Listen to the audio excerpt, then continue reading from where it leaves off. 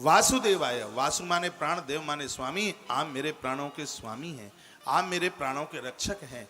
यदि जिंदगी में कोई गुरु नहीं है तो परमात्मा को ही गुरु मानकर यदि इस द्वादशाक्षर मंत्र को जप लिया जावे तो जीव का कल्याण हो जाएगा। गुरुदीक्षा के जो 8 मंत्र हैं उनमें बड़ा विशेष मंत्र है ये, और श्रीमद् भागवत जी का यह मूल मंत्र है। इसलिए एक बार बोलिए ओम नमो भगवते वासुदेवाय। ओम नमो भगवते वासुदेवाय।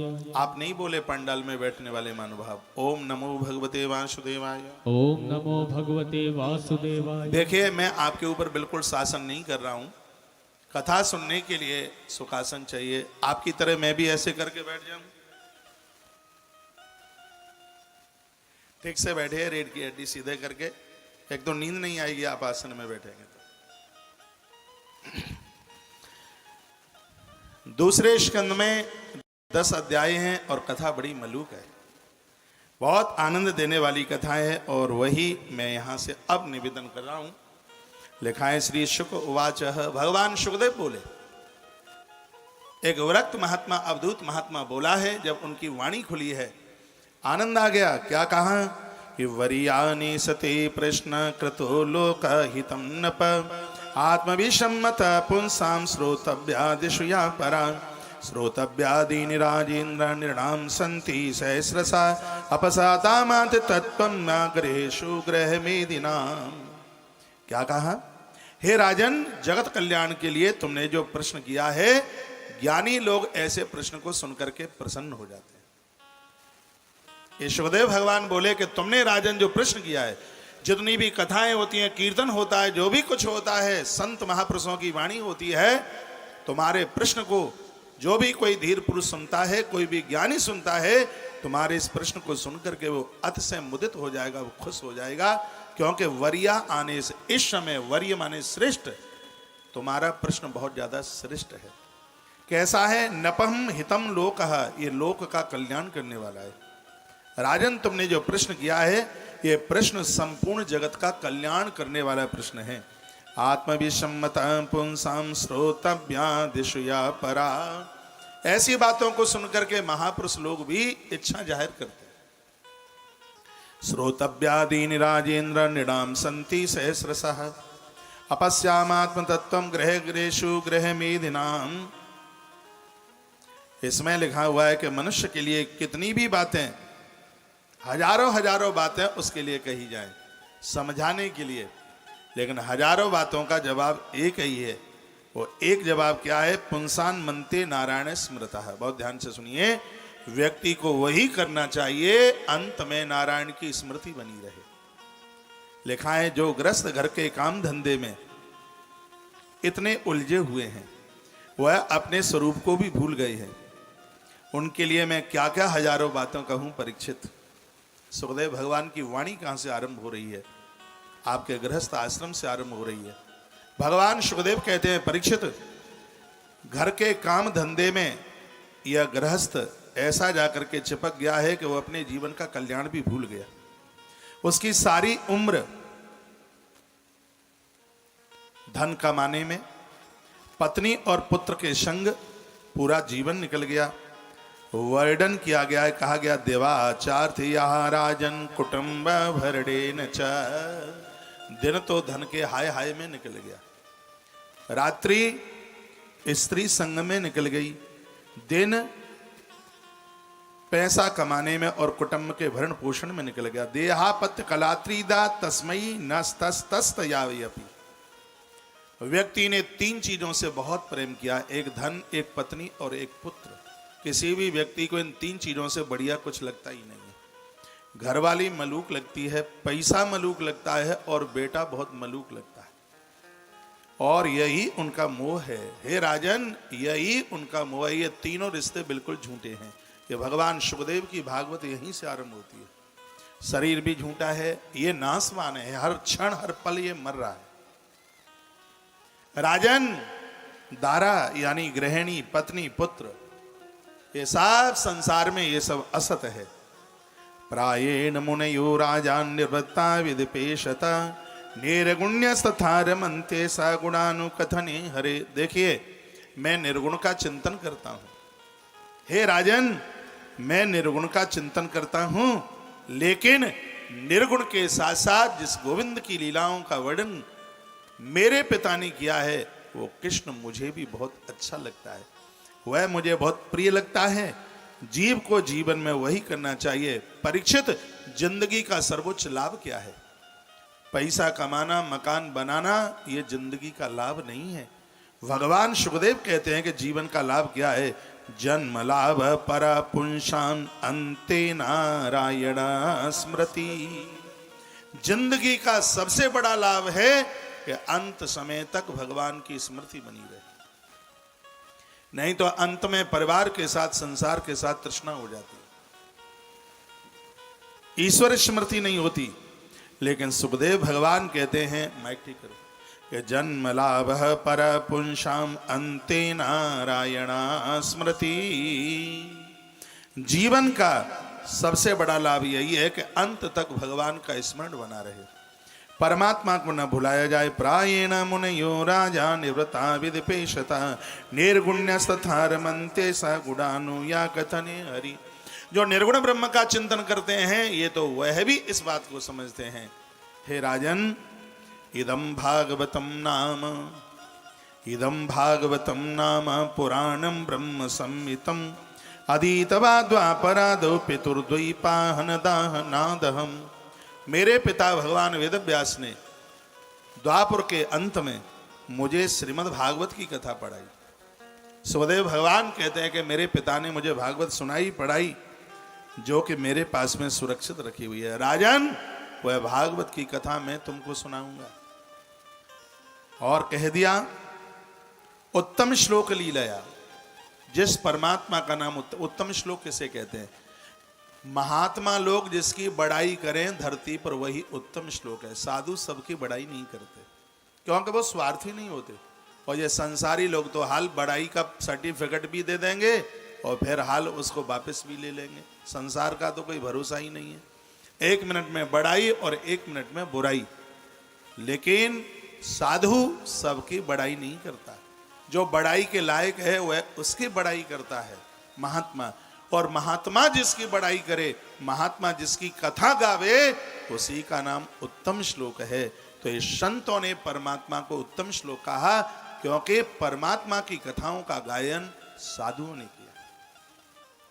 संत की परिभाषा रामायण में बताई उत्तरकांड के समापन पर।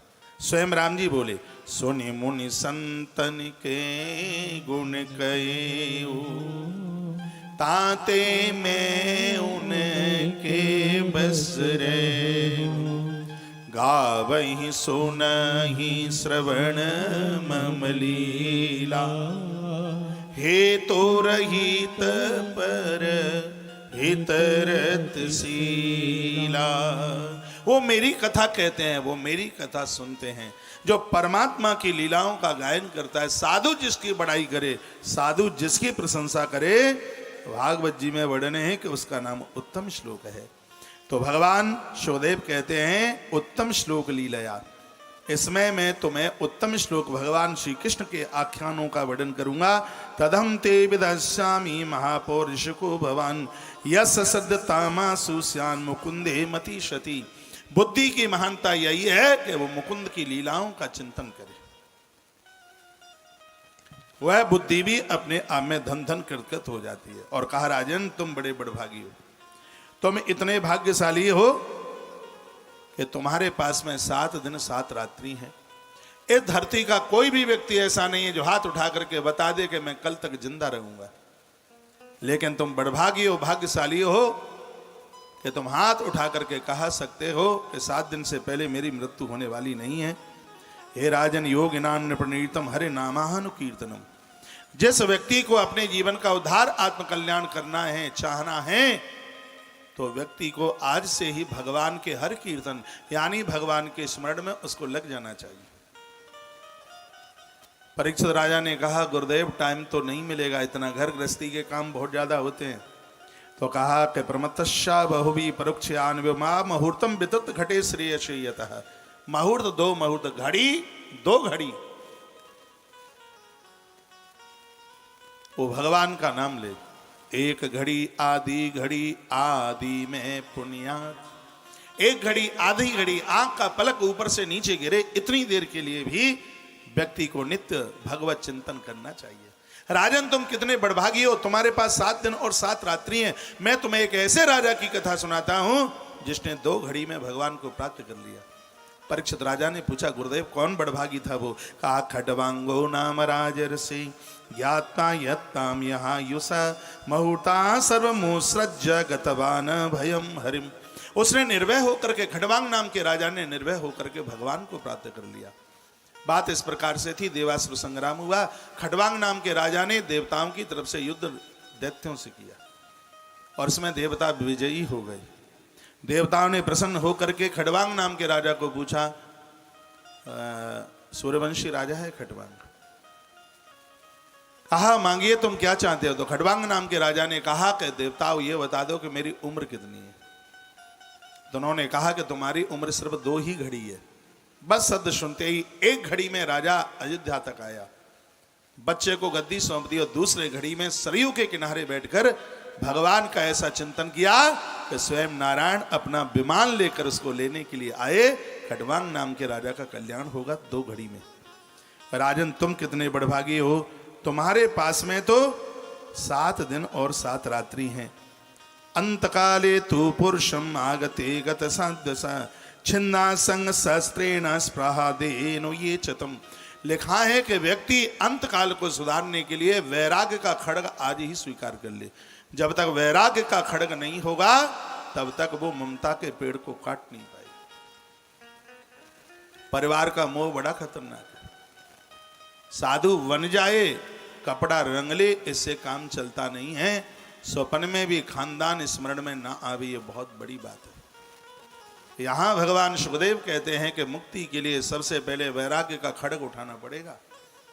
वैराग्य का कृपाण उठा करके और ममता के पेड़ को काटना पड़ेगा। जब तक ये ममता का वृक्ष कटेगा नहीं तब तक अंत में जिह्वा से राम निकलेगा नहीं।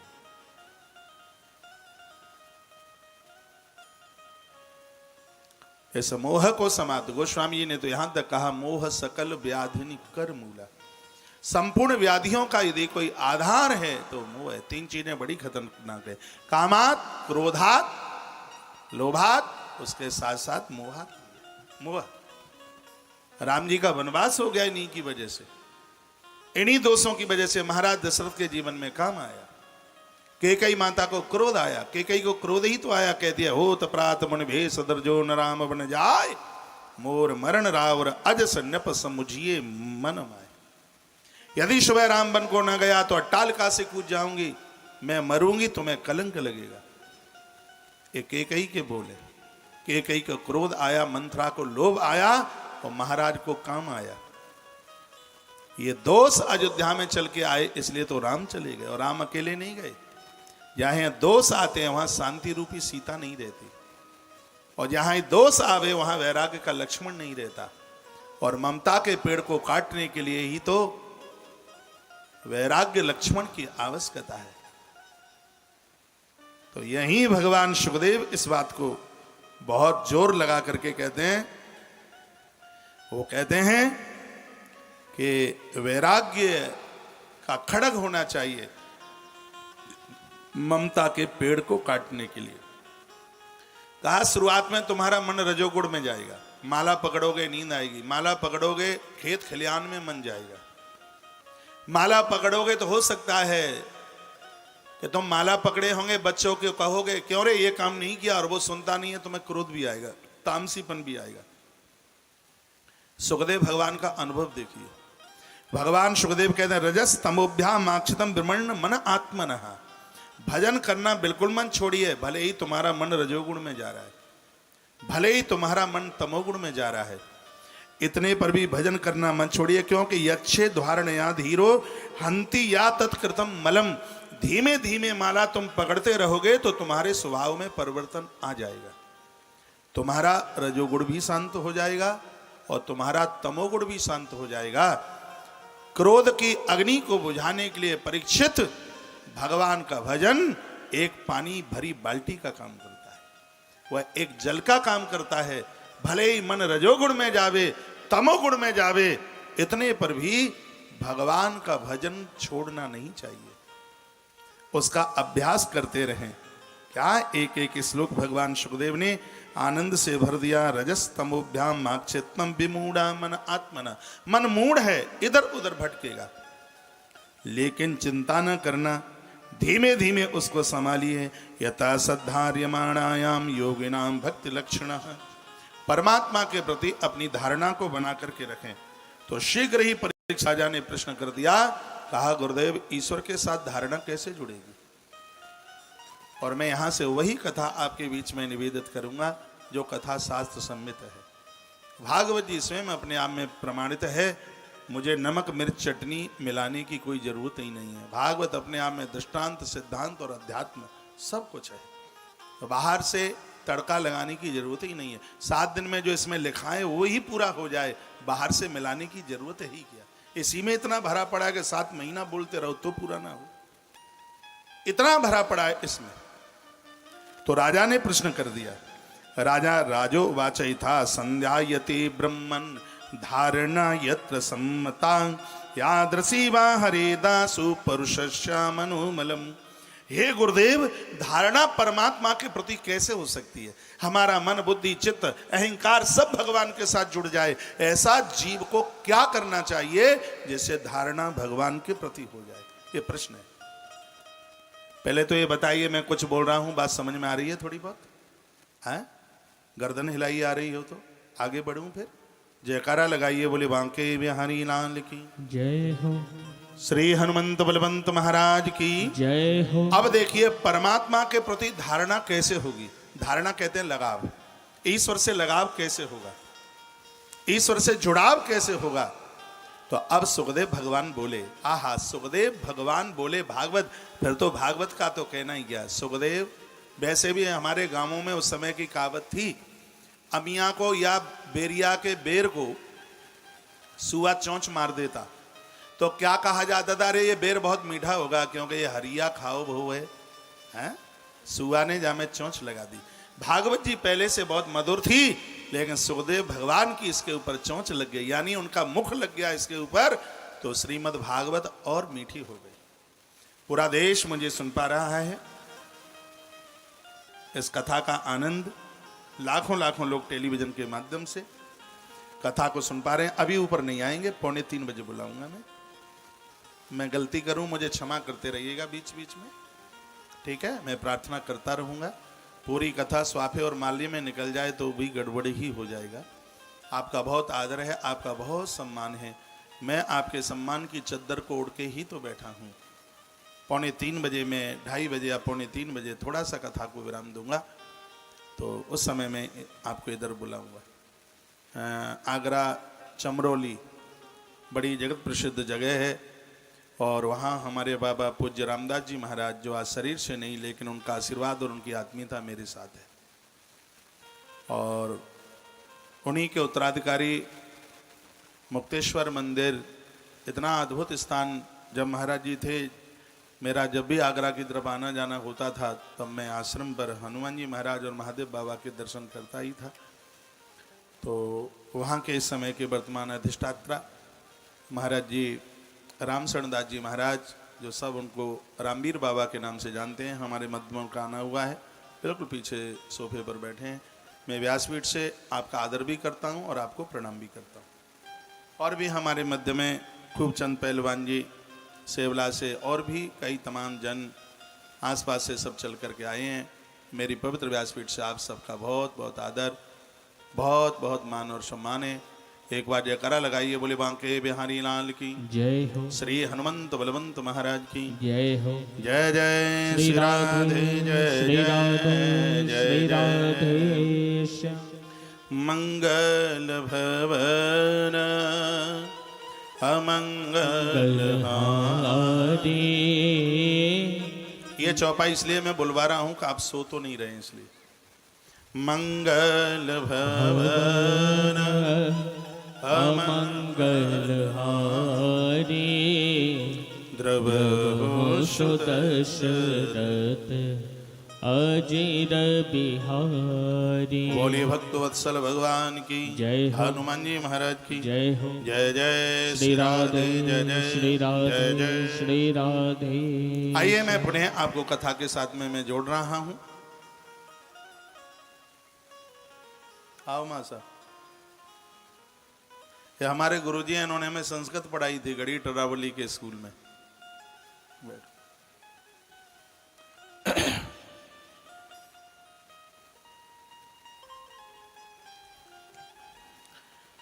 तो जब सुखदेव भगवान ने सब घर गृहस्थी में रजो और तमोगुण और सदोगुण की सब ये बातें करी और ये कह दिया कि ईश्वर के साथ में अपनी धारणा यानी अपना लगाव ईश्वर के साथ में जोड़ दीजिए, तब परीक्षित राजा ने प्रश्न किया था, हे ब्रह्मन, हरियादृषि धारणा कर्तव्या ताम बदया पुरुषम मनोमलम हरेत।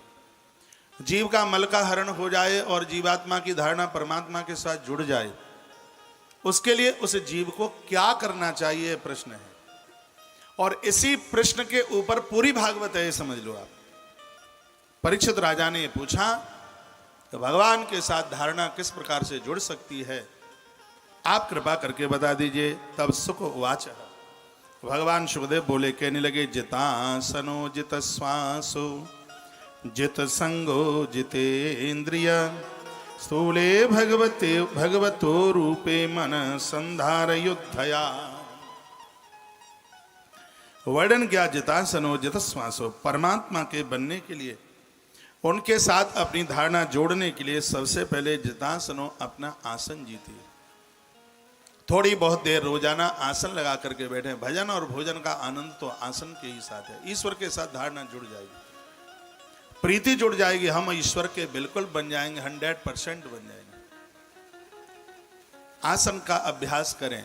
भोजन और भजन दो चीजें आसन की है। मानना ना मानना ये तो आपकी बात है, लेकिन जमीन पर भोजन करने से बीमारियां नहीं फैलती और चारपाई पर भोजन करके, कुर्सियों पर बैठ करके भोजन करने से बीमारियां नहीं रुकती। जमीन पर भोजन और भजन दोनों का आनंद जमीन पर है। जितासनो जित श्वासो जित संगो जितेन्द्रिया। जो लोग अपनी लंबी आयु चाहते हैं और पौष्टिक जीवन अंत तक चाहते हैं और परमात्मा की स्मृति बनी रहे, धारणा भगवान के साथ जुड़ जाए, तो भगवान सुखदेव मुनि कहते हैं सबसे पहला सुखदेव भगवान का जो वक्तव्य है परमात्मा का बनने के लिए, उसमें सबसे पहले आसन जीतने की बात है। आसन लगा करके बैठ करके भजन करेंगे तो मन एकाग्र चित्त होगा। ये मन को एकाग्रचित करने के लिए, ईश्वर से जुड़ने के लिए ये सभी बातें बताई गई। जितासनो, आसन जीत, घुटने तोड़ करके माला न घुमाए, भले ही थोड़ी देर बैठें लेकिन बैठिए आसन के साथ, आसन लगा करके बैठे। जितासनो, फिर कहा जित श्वासो, प्राणायाम के द्वारा अपनी श्वासों को जीतिए। इसमें श्वास का दूसरा अर्थ है वेदवाणी। आप देख नहीं रहे, श्वास का मतलब है इसमें वेदवाणी, भगवान की कथाएं सुनिए, परमात्मा के चरित्र सुनिए, देखिए परमात्मा के साथ कैसी धारणा होती है, ईश्वर के साथ कितना लगाव होता है। जितासनो जित श्वासो। तीसरी बात बताई जित संगो, अपना संग जीतिए।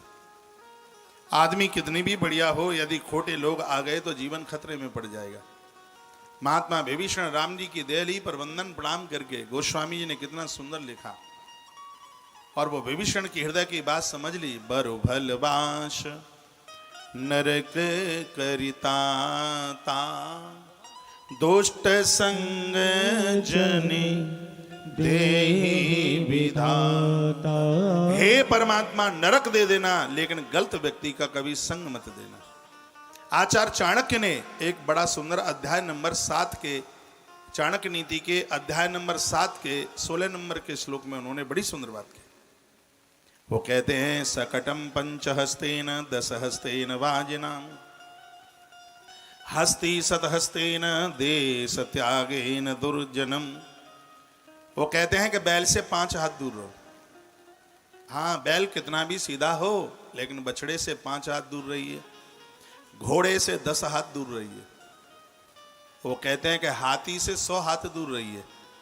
सकटम पंच हस्तेन 10 हस्तेन वाजिनाम हस्ती सत हस्तेन देश त्यागेन दुर्जनम। आचार्य चाणक्य ने कहा बैल से 5 हाथ दूर, घोड़े से 10 हाथ दूर, हाथी से 100 हाथ दूर, और दुर्जन लोग जहां बसते हुए हैं उस स्थान को ही छोड़ दे। ग्रंथों में लिखा है कि जन्मभूमि से अच्छा तो स्वर्ग भी नहीं है। जननी जन्मभूमि शाह स्वर्गादपि गरीयसी, ये 2 चीजें स्वर्ग से भी बढ़ करके हैं, एक जन्म देने वाली मां और एक जन्मभूमि। लेकिन महात्मा चाणक्य कहते हैं कि जहां खोटे लोग रहते हैं, जहां विषैले लोग रहते हैं, तो जन्मभूमि भी छोड़नी पड़े तो छोड़ देना चाहिए, क्योंकि गलत लोगों का साथ करने से हम बच जाएं। बर भलवास नरक करी ताता, दुष्ट संग नहीं दे विधाता। क्यों? दुष्ट संग प्रसंगेन मृत्युरेवन संशया। आपका ध्यान इधर हो। दुष्ट संग प्रसंगेन मृत्युरेवन संशया। दुष्ट व्यक्ति का संग करोगे तो ड्राइवर बन के प्राण ले लेगा, सेवक बन करके जहर की पुड़िया घोल करके दे देगा। दुष्ट का संग करोगे बिक जाएगा, 1,50,000 में हत्या का कारण बन जाएगा। इसलिए भगवान सुखदेव ने भी यहां कहा, जो लोग ईश्वर के बनना चाहते हैं उनको दुष्टों की संगति छोड़ देनी चाहिए।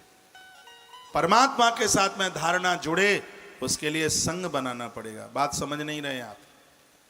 मेरे प्रभु श्री राम जी सबके ऊपर प्रेम करते हैं, लेकिन समुद्र को राम के क्रोध भरे शब्द सहन करने पड़े। बिनई न मानत जलद जड़ गए 3 दिन बीत, बोले राम सकोप तब। रामचरितमानस सुंदरकांड 2 नंबर 56। बिनई न मानत जलद जड़ गए 3 दिन बीत, बोले राम सकोप तब भय न होय न प्रीत। समुद्र को भगवान प्रभु राम जी के क्रोध भरे शब्द क्यों सहन करने पड़े? क्योंकि रावण बसो पड़ोस, क्योंकि रावण संग में था, पड़ोस में था। गलत व्यक्ति का संग पा करके यह लोक और परलोक सबके सब बिगड़ जाएंगे। परीक्षित राजा ने पूछा कि परमात्मा के प्रति धारणा कैसे बने, ईश्वर से हम कैसे जुड़े? तो वो कुछ मूल सूत्रों का वर्णन करते हैं। जिता आसनो जित श्वासो, उन्होंने कहा आसन जीतो, संसार से आशा मत करो। फिर वो कहते हैं जित श्वासो, श्वास ईश्वर की वाणी है, वेद वाणी है। परमात्मा की कथा सुनो, देखो भगवान के कैसे बनते हो। परमात्मा से जुड़ने के लिए परमात्मा की कथाएं बहुत बड़ा सहयोग करती हैं। और अगली बात बताई, जित संगो, महापुरुषों का, श्रेष्ठ लोगों का संग करो। जो श्रेष्ठ हैं, महापुरुष हैं, महात्मा हैं, ऐसे लोगों की संगति कीजिए। समझ रहे हैं? अगला सूत्र बताया जितेंद्रिय, अपनी इंद्रियों को अपने बस में कीजिए। इंद्रियां घोड़े की तरह,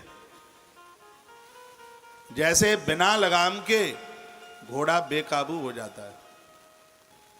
घोड़े को संभालने के लिए लगाम चाहिए, इंद्रियों को संभालने के लिए संयम की लगाम चाहिए। संयम नहीं होगा, इंद्रियां खुरापाती करेंगी, जीवन को गड़बड़ कर देंगे। जितेंद्रिय, इंद्रियों को जीतिए। आपने पड़ोसी को जीता, कुछ नहीं जीता। लोग अगल बगल के लोगों को जीतते हैं, लेकिन सबसे बड़ा योद्धा तो वह है जिसने अपनी इंद्रियों को जीता। इंद्रियों का भरोसा नहीं है, इंद्रियों को अपने काबू में कीजिए। महाभारत में कथा आती है, क्या आती है कि अर्जुन बड़े होशियार निकले। बात उस समय की थी जिस समय शकुनी ने दुर्योधन को कहा कि तू ये इसे युद्ध को जीतना चाहता है तो तू द्वारकाधीश कृष्ण का सहयोग ले ले और तू युद्ध जीत जाएगा। कितना भी ये बिगड़ा हुआ आदमी, ये शकुनी रहा हो, लेकिन ईश्वर पर यह भी भरोसा करता है। परमात्मा पर तो भरोसा डाकुओं को भी करना होता है। वो भी हनुमान जी के मंदिर, दुर्गा जी के मंदिर में जाएंगे और कहेंगे कि हे मैया 2 नेजा चढ़ाऊंगा, रात को चोरी करते हुए पकड़ा ना जाऊं। ईश्वर को स्मरण वो भी करे, वो भी ना माने, उसको भी परमात्मा को पुकारना ही पड़ता है। तो शकुनी जानता है कि विजय तो उसकी होगी जिधर कृष्ण होगा। महाभारत में कथा आती है तो उसने दुर्योधन को कहा कि ऐसा कर, तू द्वारका चला जा और कृष्ण को तो सेनापति बना दे, वो तेरे लोभ में आ जाएंगे। सम्मान तो सबको चाहिए, और वो यदि तेरी तरफ आ गए तो आते ही आधे पांडव तो अपने आप ही मर जाएंगे। कुछ बचे खुचे हैं वो कृष्ण के सहयोग से तू मार ही डालेगा। तो ये गया वहां पर, भगवान श्री कृष्ण सो रहे थे। सो क्या रहे थे, वो तो बहाना बनाए थे सोने का। ये सिर के ऊपर जाकर के खड़ा हो गया। भगवान को 2 घंटे हो गए, प्रभु जागे नहीं। वो किसी का इंतजार कर रहे थे। परमात्मा भगत का इंतजार करता है। और इतने पर कुंती नंदन पार्थ अर्जुन का पहुंचना हुआ। अर्जुन ने भगवान श्री कृष्ण के चरणों में प्रणाम किया और भगवान ने आंख ले, अरे अरे अरे पार्थ अर्जुन कब के आए हो, मैं तो देख भी नहीं पाया। बौखला गया दुर्योधन का, ये तो तुम्हारी सगी बुआ का है ना, हम तो खिसकते हैं, हम तुम्हारे कौन लगते हैं। भगवान श्री कृष्ण ने कहा, अरे गांधारी नंदन बुरा ना मानिए, तू सिर के ऊपर खड़ा था इसलिए मैं तुमको देख नहीं पाया, और वो ठीक मेरे सामने था, मेरी निगाह पड़ गई। चलो हम तुमको ही पूछे लेते हैं कि तुम्हारा आगमन कैसे हुआ, वो बताइए कैसे आगमन काई के लिए आए हो। तो इसने कहा, परसों से महाभारत का युद्ध होने वाला है और उसमें मैं आपको सेनापति बनाऊंगा। पूरी दुनिया तुमको जानने लगेगी कि दुर्योधन के सेनापति बने हो। देखो भगवान को कितना बड़ा प्रलोभन दिया। इसलिए आप मेरी तरफ से युद्ध करेंगे और मैं आपसे सहायता लेने के लिए आया हूं, आप मेरा सहयोग करें। तो भगवान श्री कृष्ण तो जानते हैं कि मैं तो अधर्मी और अन्यायियों का तो मैं तो कभी साथ देता नहीं। मेरे परमात्मा ने हाल ही कहा कि मेरे पास में 2 प्रकार के निर्णय। एक निर्णय तो यह है कि युद्ध में मैं निहत्था रहूंगा, मैं हाथ में हथियार उठाऊंगा नहीं। हां, युद्ध को जीतने की प्रक्रिया पूरी बताऊंगा, युद्ध कैसे जीता जाएगा, लेकिन मैं युद्ध नहीं करूंगा। यह देवकी नंदन कृष्ण इस युद्ध में प्रतिज्ञाबद्ध है कि मैं इस पूरे युद्ध में मैं हथियार बिल्कुल भी नहीं उठाऊंगा।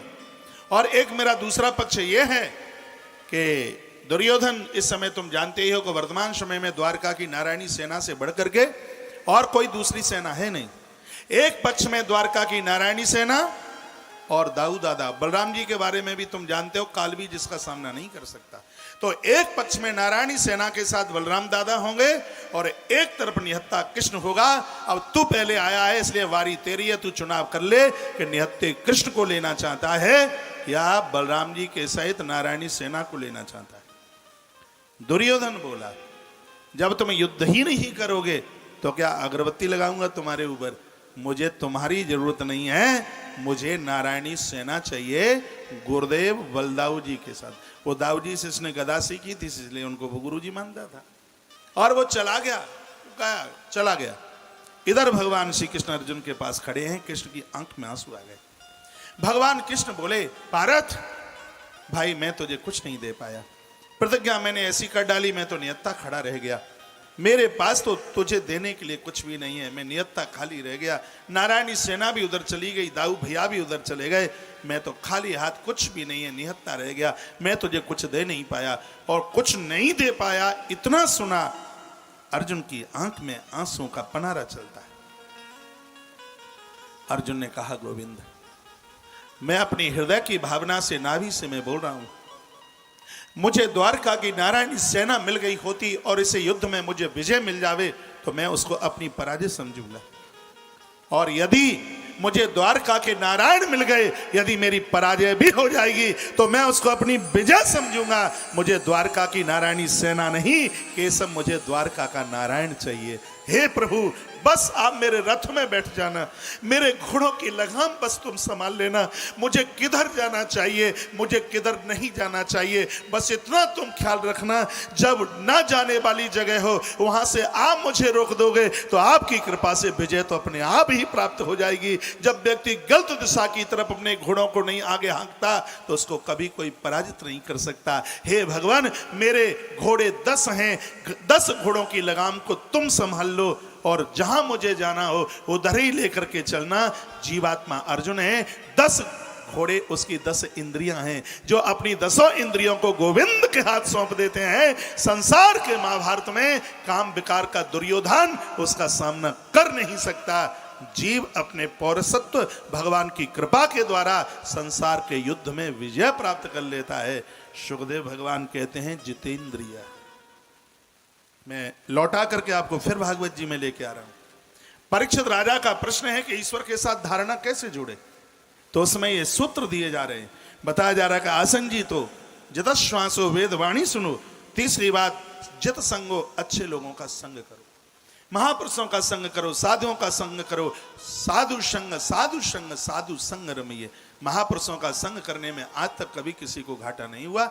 ईश्वर से जीव कैसे जुड़ सकता है, ये सूत्र बताए जा रहे हैं। फिर कहा जितेंद्रिय, अपनी इंद्रियों को भगवान से जोड़ दो, यही तप है। हर इंद्रिय पर भगवान। प्रातः जागो तो आंखें भगवान की छवि देखें, कान भगवान की कथा सुने, जिव्या सबको वंदन, हाथ बड़ों के चरणों से लग करके, चरण छू करके आशीर्वाद ले। तो स्थूले भगवतो रूपे मन संधार युद्धया, तो यह जीवात्मा भगवान के स्थूल रूप से जुड़ जाएगा, उसकी धारणा परमात्मा के साथ में जुड़ जाएगी। हे परीक्षित, ये चराचर जगत में जो भी कुछ दिखाई दे रहा है, ये परमात्मा नारायण का विराट रूप है। कितनी सुंदर बात कही। हल्का स्वर दो भाई मेरे साथ। चराचर जगत में ये जो भी कुछ दिखाई दे रहा है, ये परमात्मा का विराट रूप है। ईश्वर दिख इसलिए नहीं रहा कि क्योंकि उसके ऊपर 7 परतें लगी हैं। इन 7 परतों के अंदर परमात्मा विराट रूप से बैठा हुआ है। परीक्षित राजा ने पूछा 7 परतें कौन कौन सी हैं, तो बता दिया कि अंड कोशे शरीरेस्मि सप्तावरणम संयुते वैराज पुरुषो योसौ भगवान धारणाश्रय। परमात्मा का जो विराट रूप है उसके ऊपर 7 परतें लगी हैं। ये 7 परतें कौन कौन सी हैं? जल गिनते आप रहना, बोलता मैं रहूंगा। एक काम मैं कर रहा हूं तो एक आप भी करो। पूरी कथा में आधे के पार्ट न रहो, कुछ मुझे करना है तो कुछ आपको भी करना है। मैं बोल रहा हूं, गिनती आप करो। 7 परतें कौन कौन सी हैं? पहली परत है जल की, दूसरी है अग्नि, तीसरी है वायु, चौथी है आकाश, 5वीं अहंकार, और एक है महतत्व, और एक है प्रकृति। इन 7 आवरणों के अंदर परमात्मा विराट रूप से बैठा है। परमात्मा का विराट रूप क्या है? भगवान सुखदेव वर्णन कर रहे हैं। क्या क्या है परमात्मा का विराट रूप? लिखा है पाताल में तस्सहि पाद मूलम पठन्ति पार्ष्णी प्रपदे रसातलम महातलम विश्वसृजोत गुल्फौ तला तलम वै पुरुषस जंगे। ये श्रीमद् भागवत जी का दूसरा स्कंद चल रहा है, और मैं आज की कथा के आरंभ में बोल चुका हूं कि ये टोटली 12 स्कंद हैं, वो दूसरे स्कंद के ऊपर टिके हुए हैं। इसमें क्रम और सद्दो मुक्ति का वर्णन है, और इसमें परमात्मा के विराट रूप का वर्णन किया है। परमात्मा का ये विराट रूप यदि सुन लिया तो किसी से दुश्मनी, किसी से बैर रहेगा ही नहीं, किसी की हम हिंसा कर ही नहीं पाएंगे। बताया गया है कि पाताल में तस्सहि पाद मूलम पठन्ति पार्ष्णी प्रपदे रसातलम। बताया गया कि ये जो पाताल है वो भगवान के तलवे हैं। 14 भुवन है ना, अतल वितल सुतल तलातल सातल पाताल जन लोक तप मेर सत्य और धर्म लोक, ये 14 भुवन है। 7 नीचे हैं, 7 ऊपर हैं, दोनों को मिलाकर के 14 भुवन। मंदोदरी ने कहा 14 भुवन एक पति हुई। इन 14 का मालिक एक ही है, परमात्मा ही है उसका मालिक है। तो ये 14 भुवन क्या है? नारायण की परमात्मा के विराट रूप के जो तलवे हैं वो पाताल है, एड़ियां हैं, और एड़ियां और जो पंजे हैं वो रसातल है। एड़ी के ऊपर एक गांठ जैसी होती है वो महातल है, पैर की पिंडियां तलातल हैं, दोनों घुटने सुतल और वितल हैं, सुतल अतल, और उनकी जो जांघें हैं वो वितल है, उसके पेंडे हैं वो भूतल है, और जो भगवान की विराट रूप की जो नाभि है वो आकाश है। परमात्मा की जो छाती है वही स्वर्गलोक है।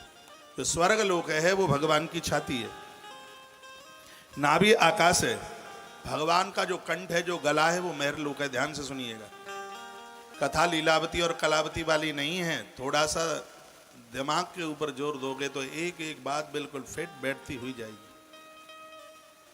बहुत आनंद आएगा। थोड़ा सा भी मस्तिष्क कथा में आनंद हो जाएगा। ये स्वर्ग लोक है वो परमात्मा विराट भगवान की छाती है, और जो मेहर लोक है वो भगवान का कंठ है। जनलोक है वो भगवान का मुख है, और जो भगवान का ललाट है वही तपलोक है। भगवान का जो मस्तिष्क है वही सत्यलोक है। इंद्रियां आदि जो देवताएं हैं ये भगवान की भुजाएं हैं, विराट भगवान की। जो इंद्र आदि जो देवताएं हैं ये भगवान की सब भुजाएं हैं। फिर वर्णन किया गया जो दिशाएं हैं, पूर्व पश्चिम उत्तर दक्षिण, ये भगवान के कान हैं। ये विराट परमात्मा की जो दशों दिशाएं हैं ये क्या है? ये परमात्मा के कान हैं। जो शब्द है ये भगवान की श्रवण इंद्रिया है, और नाक के अंदर जो दो छेद हैं वो अश्वनी कुमार है। अश्वनी कुमार दो हैं, सूर्य के पुत्र हैं। ये दोनों अश्वनी कुमार विराट पुरुष के नाक के ये दो छिद्र हैं, ये दो छिद्र हैं। ये चराचर जगत में जो भी कुछ दिखाई दे रहा है, चींटी से लेकर के हाथी तक, ये सब भगवान का विराट स्वरूप है। और भगवान सुखदेव ने अपनी भागवत विराट रूप से ही आरंभ की है। काहे राजन, पूछा है ना, उसने पूछा, परीक्षित ने पूछा कि ईश्वर के साथ धारणा कैसे बने, धारणा मीन्स यानी भगवान से कैसे जुड़े। तो उन्होंने जितासनो जित श्वासो जित संगो जितेंद्रिय, ये सूत्र दे करके ये कह दिया, आसन जीतो श्वासो वेदवाणी सुनो, और उसके तत्पश्चात में फिर उन्होंने कह दिया अच्छे लोगों का संग करो, अपनी इंद्रियों को जीतो, फिर परमात्मा के स्थूल रूप का तुम दर्शन कर सकते हो, फिर उसको पहचान सकते हो। तो परीक्षित राजा ने हाल ही प्रश्न कर दिया कि स्थूल रूप क्या है? कहा ये भगवान का विराट रूप ही तो वह स्थूल है। कहा ये रहता कहाँ है? तो कह दिया 7 आवरण के अंदर है। अंड कोशे शरीरोस्मि सप्त आवरण संयुक्त। फिर पूछा गया कि 7 आवरण कौन से हैं? का जल अग्नि वायु आकाश अहंकार और महतत्व और प्रकृति, इसके अंदर भगवान विराट रूप से प्रकट है। तो वो जो भी कुछ दिखाई दे रहा है वो सब भगवान का विराट रूप है। परमात्मा के तलवों से शुरुआत करी है। ये जो पाताल है वो भगवान का तलवा है। आप सुन रहे थे भगवान का हृदय के बारे में, भगवान का जो ललाट है स्वर्गलोक है, अभी आप सुन रहे थे। फिर का जो शब्द है वो श्रवणेंद्रियां हैं, और जो अंदर के जो छेद हैं नाक में, ये क्या है? ये अश्वनी कुमार ही विराट स्वरूप के नासिका के 2 छिद्र हैं। फिर बताया गया ददकती हुई जो अग्नि है ये भगवान विराट रूप का मुख है। ददकती हुई अग्नि अंतरिक्ष है, वो विराट भगवान का नेत्र है। और देखने की जो शक्ति है, परमात्मा जिस शक्ति के द्वारा देख रहा है, ये सूर्य भगवान की देखने की शक्ति है। और जो पलकें हैं भगवान की वो दिन और रात हैं। जैसे हमारी आंख के ऊपर 2 पलकें हैं, ऐसे विराट स्वरूप के भी 2 पलक हैं। विराट स्वरूप के 2 पलक क्या हैं? एक है दिन और एक है रात्रि। फिर बताया कि भ्रू विलास, भ्रू विलास कहते हैं भ्रुकुटी, ये वाला जो स्थान है ये क्या है? ये ब्रह्मलोक।